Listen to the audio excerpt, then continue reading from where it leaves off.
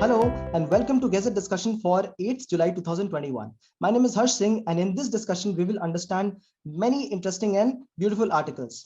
This video is divided in two components. The first video will contain the featured news, which is on restoring statehood of Jammu and Kashmir, a very important article. We will understand this article in light of the tendency of autonomy and people's demand in various parts of country, right? And this article is also important because a question like this was discussed in the last year UPSC exam. It was asked and it can again be asked. The second video will contain the rest of the discussion, which is on first Vasco da Gama, who arrived in India on the same day in Calicut, this day in history, 8 July. Then we have new snapshots, important updates for you. The first one is about United Nations report on violence against women, VAW, in special relevance to the COVID pandemic, right? A correlation between them drawn in this article. Fly ash technology, the fly ash and its use by NTPC, right? To ensure the full integral use of fly ash as a residue in coal thermal power stations. And the third one is online mobile app for fish farmers, right? So this app will enable a lot of service delivery and information dissemination to the fishing community. Image of the day is about live animal transport. We will understand the issue here. Terms and concepts. Important 4 terms we have discussed today are MAITREE power project, which is between India and Bangladesh, right? And the second one is Grand Ethiopian Renaissance Dam in Ethiopia, but having international ramifications with Egypt and Sudan, right? And then we have TELE-LAW program, an important update about it. And fourthly, we have non-fungible tokens. We'll understand what this is. Editorials of the day. The 2 editorials we have covered today are one, the water crisis and how it can be dealt with, especially for the marginalized communities. We have merged 2 editorials from Hindu Business Line and discussed this. I will ensure that a full good summary is shared with you today. The second article is on the migrant worker crisis and the Supreme Court ruling on the same. Case study is about India's fight against Japanese encephalitis, a disease which took many lives in around 2005, and the best way India survived this crisis. So let's start the discussion. This day in history, it's an important day in history because this is the day when Vasco da Gama traveled from Lisboa, capital of Portugal, to Calicut in Kerala, right? 8 July, this is when he sailed from Portugal to Calicut. He was a Portuguese sailor and he adopted a new way, that is via Cape of Good Hope, right? So this is the way he selected from Europe, from Portugal. He traveled via Cape of Good Hope and then reached India, right? So this was one of the new ways he selected, and he reached at the port of Calicut. Now, when he reached, he brought a lot of goods, to praise the local ruler. He brought wine, he brought fabric, he brought corals, but the local ruler was not happy. What Vasco wanted was to increase the trade, but local ruler was not happy because he had not brought the important commodity, gold. So this is the story behind it. Okay. New snapshot. The first snapshot is about COVID pandemic and increase of violence against women, right? We have seen a lot of correlation of pandemic with various segments of society. For example, children at risk, for example, old age, migrant workers, and now we see women also as important stakeholders as side effect of pandemic, right? Now, what is the issue here? Firstly, the article mentions, this is an important article written by United Nations, right? And this important report says that two issues are the important issues. The first one is the digital violence. Now, these are new important technical terms. Digital violence against women has increased. And the second one is in the form of intimate partner violence. So what are these two things? Intimate partner means the person woman is living with. That violence has increased. And digital violence, because of the virtual space, increase in virtual interactions, right? Increase in the virtual social interactions, there have been increased vulnerabilities of women, right? In the times of pandemic. This is what the article chiefly mentions. So two important technical words, digital violence and intimate partner violence, have increased. This is what you write in answer and you will fetch marks, right? They will know that you have studied things, you have known things. Now, also United Nations has increased the VAW, violence against women definition. Earlier, the definition was gender-based violence, psychological, physical, sexual violence, or trying to intimidate a woman, threat them, deprive of liberty. But now they have increased the definition and put digital violence also a part of it, right? So remember this. They also spoke that it is like a shadow pandemic. Whenever pandemic arrives, it is like a shadow to pandemic, that violence against women has increased, right? How has it increased? First of all, exposure to perpetrators. Exposure has increased because they live together more often now, because during pandemic people are at homes. The second one is increasing the stressful environment, because they're living together, there is more time spending and stress has increased. And also because of reduction of support services. So these are the important parameters here, right? And because of this, these two types of crime have increased, right? Women have also not spoken about it. Why? Because there is a fear of stigmatizing, right? Society stigmatizes the family in which these kind of things occur. There is also a fear that they may face retaliation, fear of backlash, retaliation. The people who they live with, they might attack them again, right? So the cultural norms prohibit them to speak about it, right? So this is a very tough time, and therefore most of the cases go unreported. Therefore the idea right now is that the governors promote women health services as essential services. Then there must be elimination of stigmatizing. Like for example, if our heroes, if our social heroes, cricketers, sports stars, film stars, if they promote talking about the women, violence against women, I think that this will be an important step, right? So this is how the article finishes, by giving important recommendations that you could write an answer. All right, let's go ahead. Fly ash. Now this important snapshot is about the usage of fly ash in the industries, so that it can be integrated in the whole process, right? The way it was generated, it can also be utilized, right? Now what is fly ash? Before that, we must understand that fly ash is an important byproduct in the thermal power stations, right? So when coal is burnt, fly ash is an important byproduct, right?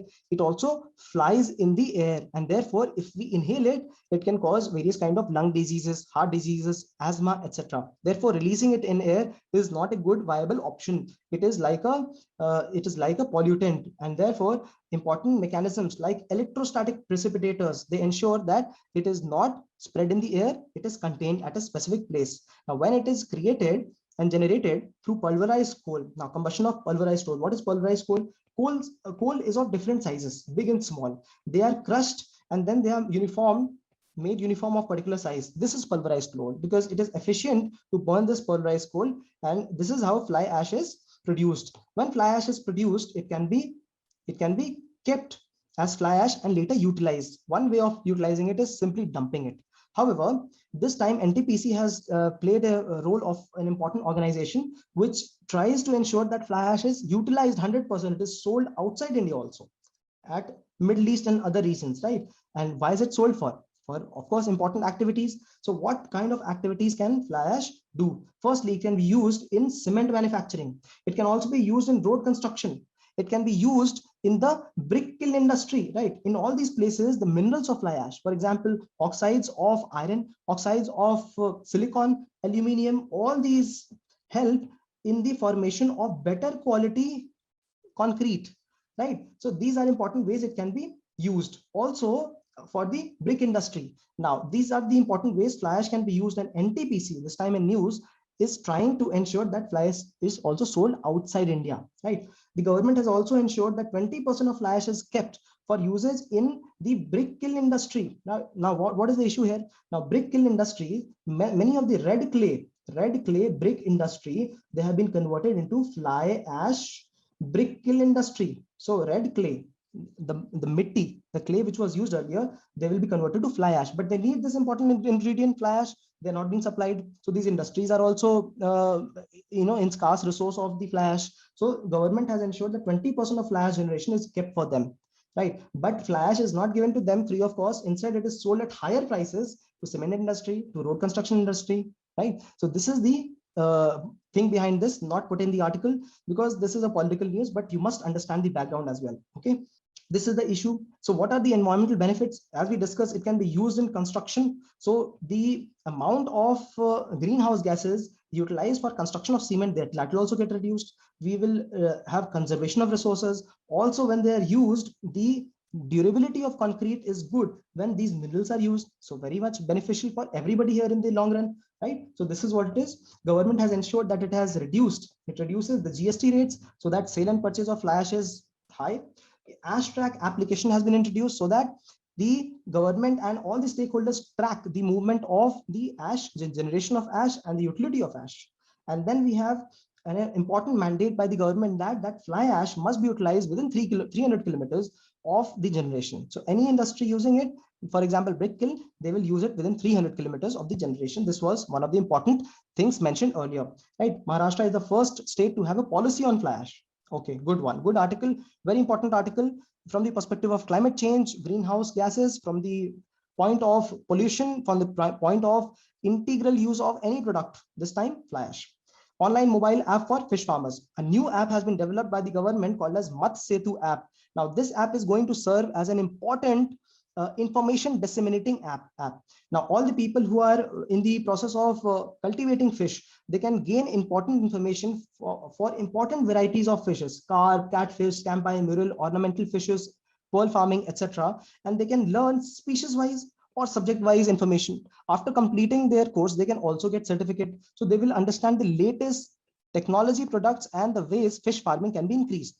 Why should we increase fish farming in India? Firstly, the marine fish production in India has stagnated, right? Also, India has got a lot of land and marine areas which are left unutilized. Only 40% of ponds are utilized for the cultivation of fishes. Only 15% of marine areas are utilized for cultivation of fishes, and therefore we need to utilize these areas fully well. Also, India produces a lot of fishes, right, as a product, right? So second largest fish producer in the world, and fourth largest exporter in the world, right? Not only that, 1% of GDP, 5% of the agriculture GDP is the GDP from fishing and fish products, fish and related products, marine products, right? And therefore we must utilize them. And therefore this is one of the important ways, by disseminating information, by giving people information, and then they will be empowered to continue this process, right? So let me quickly discuss some of the ways, these scientific ways in which fish production is done, and it is suggested. So here we are, raceway system. Now, some variety of fishes do not breed in stagnant water, for example, pond. They need running water, and therefore these raceway system is utilized for it. The fishes are placed in these small columns, right? Water keeps flowing through them, and fishes breed in particular blocks, right? This is how fish production is done in raceway system. And then we have cage system. Why cage culture? If we do not put them in cages, if we put them open in the ponds and lakes, then it is difficult to later capture them, right? So fishing will be difficult, and therefore in these cages. Another reason for cages, have you known what is Matsya Nyaya? Matsya Nyaya is an important concept which was given by Kautilya. Kautilya was one of the important strategists, also called as Chanakya during the time of Ashoka, right? So what he says is that the biggest fish eats the smaller fish.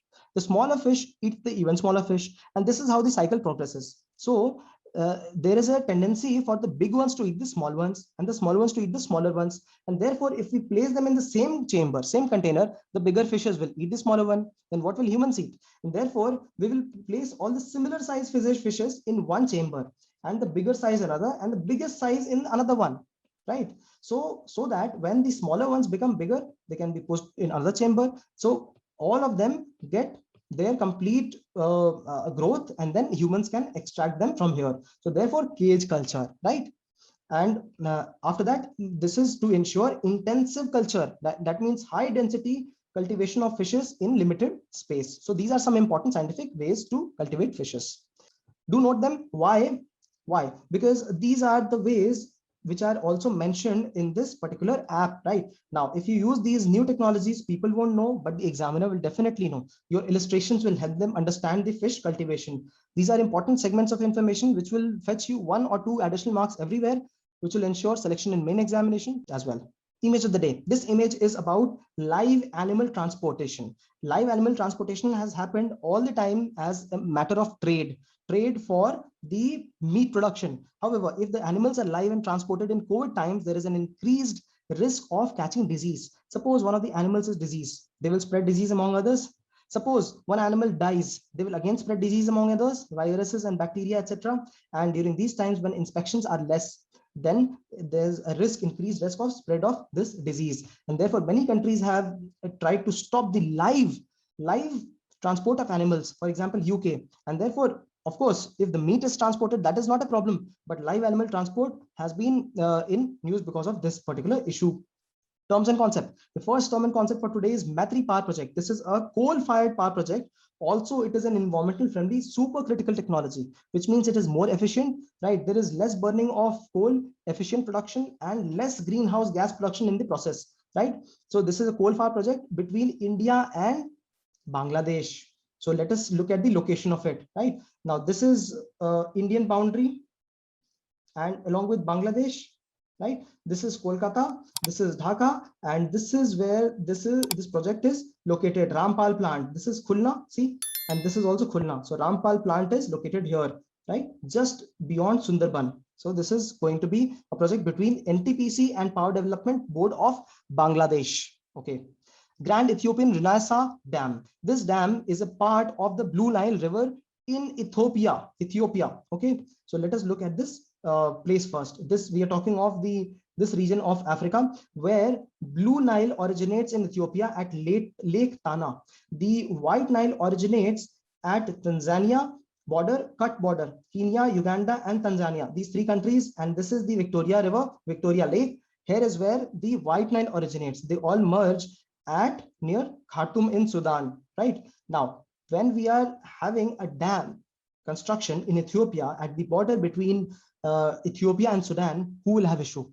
Of course, the country which is in downstream, for example, Sudan and Egypt, they will have issue because they will have reduced water supply. So they already have an issue, and it is also pending before United Nations. However, it is in news. This issue is in news because Ethiopia has continued to raise the water levels at this dam. That is why in news. This dam is the largest dam in Africa and largest hydroelectric project in Africa, and this will ensure that irrigation is done in the region and it will provide a lot of power resources for the country. So therefore, a very sensitive issue in this region of Africa. To remember, Grand Ethiopian Renaissance Dam.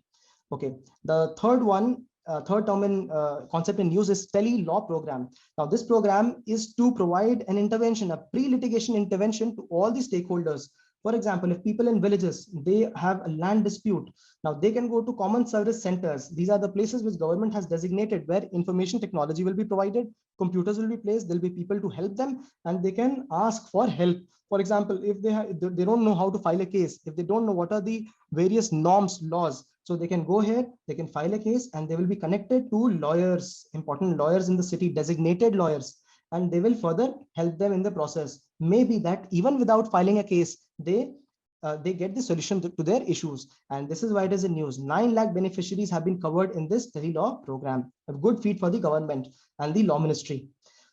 Fourth, non-fungible tokens. Now, what is fungible? What is the meaning of fungibility? So fungibility means an asset's ability to be exchanged with similar asset without sacrificing its value. Now, what happens is that when we listen to music online, when we see pictures online, is it free for us or not? Yes, it is free right now. Yes, it is free. Why? Because we are not able to pay for it.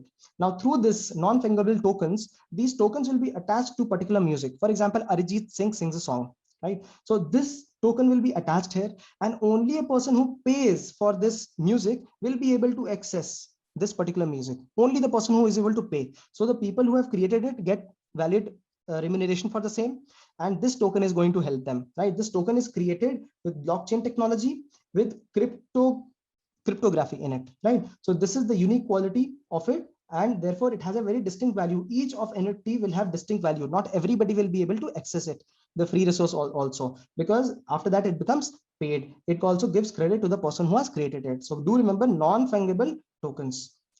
Editorials of the day. The two editorials of the day are one, ensuring water for the marginalized community, and the second one is on migrant workers. So the first editorial is very beautiful, very good. We have covered two editorials in one because there were two different editorials in Hindu Business Line, and I am going to summarize this and make it simplified for you right now in next 2 minutes. Now, Article 21 talks about providing various kinds of rights, inferred rights to individuals, and ensuring potable water, and personal use water is one of them, right? Not industrial water, not water for agricultural use, but for personal use and potable drinking water, right? And let me ask you a question. Do you think India has an issue of water crisis, starvation, India's water strife, or it has an issue of distribution of water? Yes, India is not water striped. India is one of the top 10 countries in the world which are blessed with quantity of water, fresh potable water. India has an issue of distribution. A survey was carried out in India to find out how much is the issue in distribution. And it was found that people with resources, people with capacity to pay had better resources to water access, potable water as well. And people who did not have water resources, who did not have money, people in slums, etc., they had issue of water access, right? And therefore, the article says that is it good to put a price tag to water? Is it important that water be made a commodity?